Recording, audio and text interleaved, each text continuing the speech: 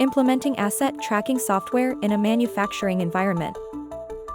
Welcome to the future of manufacturing efficiency, where asset tracking software transforms how we manage our operations. First, define your asset tracking goals. Do you aim to reduce downtime, improve maintenance, or enhance asset management? Next, choose the right asset tracking software. Look for features like real-time tracking, easy integration, and scalability to fit your needs.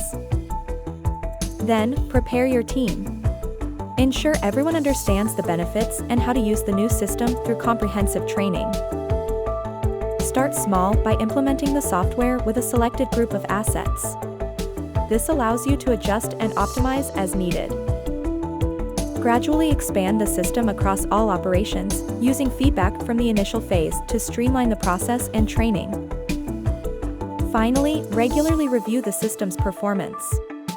Use the insights gained to continuously improve your asset management strategy and drive manufacturing success. To get more detail on how to systematically implementing asset tracking software in your factory, visit us at www.alcaidc.com.